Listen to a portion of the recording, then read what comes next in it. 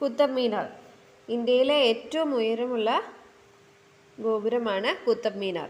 അപ്പോൾ ക്ലാസ് 4 മലയാളത്തിൽ ഇതാരാണ് ഉണ്ടാക്കിയത്, അതിന് എത്ര സ്റ്റെപ്പുകളുണ്ട്, അതെല്ലാം നല്ല ഡീറ്റെയിൽ ആയിട്ട് SK പൊറ്റക്കാട് എഴുതിയ ഒരു യാത്രാ വിവരണമാണ് ഈ പാഠം എന്ന് പറയുന്നത്. അപ്പം നമുക്കിത് വായിച്ചാലോ? ഡൽഹിയിൽ താമസിച്ചിരുന്ന കാലത്ത് ഞാൻ 2-3 തവണ കുത്തബ് മിനാർ സന്ദർശിക്കുകയുണ്ടായിട്ടുണ്ട്.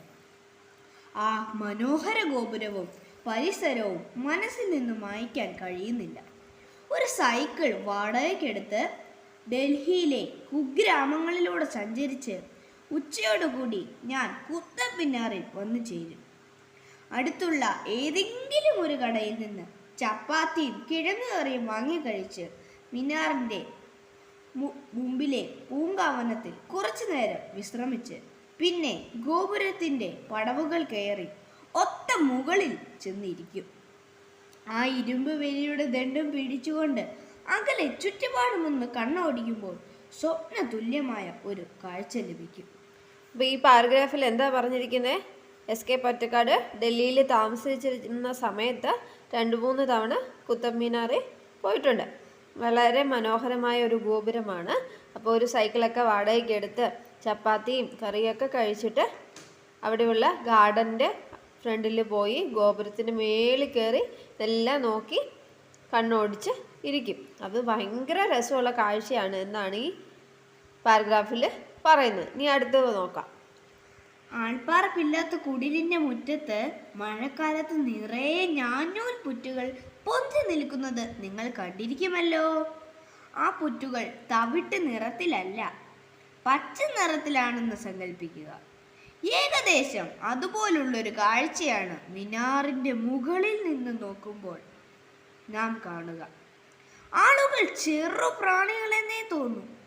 അവിടെ കുത്തി വരച്ച പോലെ ചില രേഖകൾ കാണുന്നത് നടക്കാവുകളുടെ നടുവിലൂടെ പോകുന്ന രാജപാതകളാണ്. അകലെ വെയിലിൽ വെള്ളി അരഞ്ഞാൻ പോലെ വെട്ടിത്തിളങ്ങുന്നത് യമുന നദിയാണ്.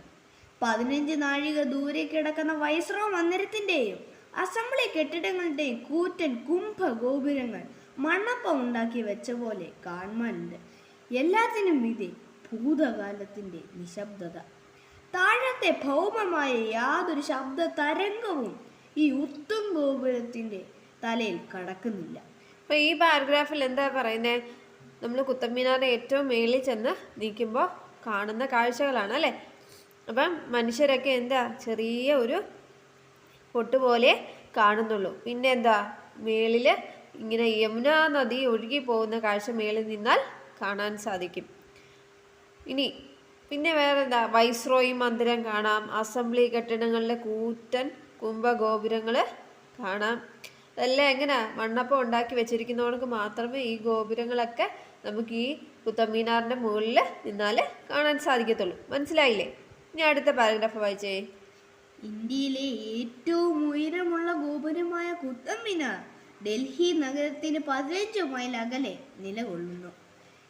അപ്പോൾ കുത്തബ് മീനാർ ഡൽഹിയിൽ നിന്ന് എത്ര ദൂരെയാണ് ഉള്ളത്? 15 മൈൽ അകലെയാണ് ഉള്ളത്.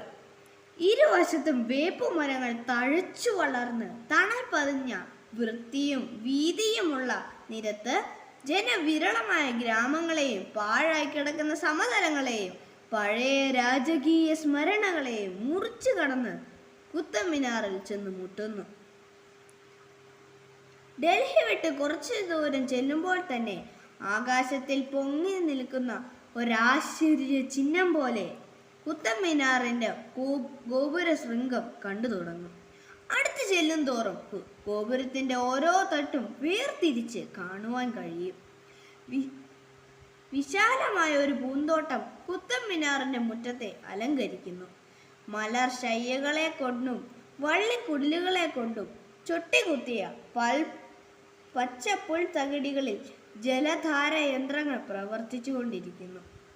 ഗോപുരത്തിനകത്തേക്കുള്ള പ്രവേശന ദ്വാരത്തിൻ്റെ മുകളിലും ഭിത്തികളിലും ഖുർആൻ വാക്യങ്ങൾ കൊത്തിവെച്ചിരിക്കുന്നു.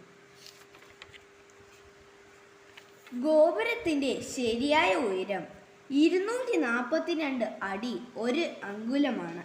അപ്പോൾ കുത്തബ് മീനാറിൻ്റെ ഉയരം എത്ര? 242 അടി 1 അങ്കുലം. അല്ലേ? ഒരു അങ്കുലം എന്ന് പറഞ്ഞു കഴിഞ്ഞാൽ നമ്മുടെ കൈ തേണ്ടി ഇങ്ങനെ വെക്കുമ്പോൾ എത്രയാണോ അതാണ് ഒരു അങ്കുലം എന്ന് ഉദ്ദേശിക്കുന്നത്. മുകളിൽ കയറി എത്തുക എന്നത് പ്രയാസം കുറഞ്ഞ കാര്യമല്ല. ബിരിയാണിയുടെ ആകൃതിയിൽ ചുറ്റിക്കൊണ്ടുള്ള പടവുകളാണ് ആകെ 379 പടവുകൾ. മേൽപോട്ട് ചെല്ലും തോറും പടവുകളുടെ വീതി ചുരുങ്ങി തുടങ്ങും. ഉള്ളിലേക്ക് കാറ്റും വെളിച്ചവും കിട്ടുന്നതിന് ഗോപുര ഭിത്തിയിൽ ഇടയ്ക്കിടെ ചെറിയ ജാലകങ്ങളുണ്ട്. പക്ഷേ കുറെ മുകളിലേക്ക് ചെല്ലുമ്പോൾ വെളിച്ചം കിട്ടാതെ കുറ്റിയിരുട്ടിൽ ഇടുങ്ങിയ കൽപ്പടവുകളിൽ തപ്പിത്തടഞ്ഞ് കയറേണ്ടതായി വരും. മുകളിൽ നിന്ന് ഇറങ്ങി വരുന്ന സന്ദർശകരുമായി കൂട്ടിമുട്ടി പോകാതിരിപ്പാൻ ഒച്ച അനക്കിക്കൊണ്ടിരിക്കണം. നേരിയ ശബ്ദം മതി, പ്രതിധ്വനി ഭയങ്കരമായിരിക്കും. അപ്പോൾ ഇവിടെ കാണുന്നത് എന്താ? എത്ര പടവുകളുണ്ട് കുത്തബ് മീനാറിന്? 379 പടവുകൾ. താഴെ നല്ല വീതിയുള്ള സ്റ്റെപ്പായിരിക്കും. മുകളിലേക്ക് ചെല്ലും തോറും എന്താ വീതി കുറഞ്ഞു വരും. മനസ്സിലായോ? പടവുകൾ കയറി ക്ഷീണിക്കുമ്പോൾ വിശ്രമിക്കാൻ ഇടയ്ക്ക് ഓരോ തട്ടും കാണാം. ചുറ്റു വൃത്താകൃതിയിലുള്ള ഭ്രാന്തിയോട് കൂടിയ ഇങ്ങനത്തെ 5 കക്ഷികളുണ്ട്. ചുവട്ടിൽ വലിയ വ്യാസത്തോട് കൂടിയതാണെന്നെങ്കിലും മുകളിലേക്ക് ചെല്ലും തോറും കൂർത്തു വരുന്ന ഈ ഗോപുരത്തിന്റെ ഒടുവിലത്തെ കക്ഷി ഏറ്റവും ഇടുങ്ങിയതാണ്. തളർച്ച മാറ്റാൻ ഒരു 10 മിനിറ്റ് സമയം ആ തറയിൽ തന്നെ ഇരുന്നു പോകും. ക്രിസ്തു അബ്ദം 1206 കുത്തബ് ബീൻ ഐബക് എന്ന ചക്രവർത്തിയാണ് ഈ ഗോപുരത്തിന്റെ പ്രവൃത്തി തുടങ്ങി വെച്ചത്. 1210 ഷംസുദ്ദീൻ ഇൽതുമിഷ് എന്ന ചക്രവർത്തി അതിന്റെ പണി പൂർത്തിയാക്കി. അപ്പോൾ ഈ കുത്തബ് മീനാറിന്റെ പണി എന്നാ ആരംഭിച്ചത്? 1206 AD 1206 കുത്തബ് ബീൻ ഐബക് എന്ന ചക്രവർത്തിയാണ് ഈ ഗോപുരത്തിന്റെ പണി തുടങ്ങി വെച്ചത്. തീർന്നതോ 1210 ഷംസുദ്ദീൻ അൽതുമിഷാണ് ഇതിന്റെ പണി പൂർത്തീകരിച്ചത്. ഏകദേശം 4 വർഷമെടുത്തു കുത്തബ് മീനാറിന്റെ ഈ പണി പൂർത്തിയാക്കാൻ. വിശ്വവിഖ്യാതമായ ഈ ഗോപുരം സന്ദർശിക്കുവാൻ ദിവസേന വരുന്ന 100 കണക്കായ ജനങ്ങളുടെ പ്രവാഹം ഇതിന്റെ പരിസരത്തിൽ ഒരു ചെറിയ അങ്ങാടിയെ വളർത്തിയിട്ടുണ്ട്. ഒഴിവ് ദിവസങ്ങളിൽ ഗോപുരത്തിന്റെ ചുറ്റുമുള്ള മനോഹരമായ പാർക്ക് ഡൽഹിയിൽ നിന്നും മറ്റും വിനോദയാത്രയ്ക്ക് വരുന്ന വിദ്യാർത്ഥികളെ കൊണ്ട് നിറഞ്ഞിരിക്കും. കുത്തബ് മിനാർ ഒരിക്കൽ സന്ദർശിച്ച ഒരാൾക്ക് അവിടുത്തെ കാഴ്ചകൾ മറക്കുവാൻ കഴിയുന്നതല്ല. ഏറ്റവും ഉയർന്ന ഒരു ഗോപുരം സന്ദർശിക്കുക മാത്രമല്ല നാം ചെയ്യുന്നത്, ഏറ്റവും ശാന്തവും ചരിത്ര സ്മരണകൾ ഉണർത്തുന്നതുമായ ഒരു ഗ്രാമത്തിന്റെ ഹൃദയത്തിൽ കടന്നിരുന്ന് പല പുത്തൻ സ്വപ്നങ്ങൾ കാണുക കൂടിയാണ്. ഈ കുത്തബ് മിനാർ എന്ന കഥ എഴുതിയത് SK പൊറ്റക്കാടാണ്. ശങ്കരൻകുട്ടി കുഞ്ഞിരാമൻ പൊറ്റക്കാട് എന്ന് പറഞ്ഞു കഴിഞ്ഞാൽ SK, അതായത് ശങ്കരൻകുട്ടി കുഞ്ഞിരാമൻ. 1913 കോഴിക്കോട് ജില്ലയിൽ ജനിച്ചു. ഒരു ദേശത്തിന്റെ കഥ, ഒരു തെരുവിന്റെ കഥ, രാജമല്ലി, വനകൗമുദി, വിഷകന്യക, ബാലിദ്വീപ്, കാപ്പിരികളുടെ നാട്ടിൽ, സിംഹഭൂമി, പാതിര സൂര്യന്റെ നാട്ടിൽ എന്നിവ പ്രധാന കൃതികൾ. കേരള കേന്ദ്ര സാഹിത്യ അക്കാദമി അവാർഡുകൾ, ഭാരതീയ ജ്ഞാനപീഠ പുരസ്കാരം എന്നിവ ലഭിച്ചു. 1982 അന്തരിച്ചു. ഇതൊരു യാത്രാ വിവരണമാണ്. SK പൊറ്റക്കാടിന്റെ യാത്രാ വിവരണമാണ്. യാത്രാ സ്മരണകൾ എന്ന കൃതിയിൽ നിന്നാണ് ഈ ഭാഗം എടുത്തിരിക്കുന്നത്.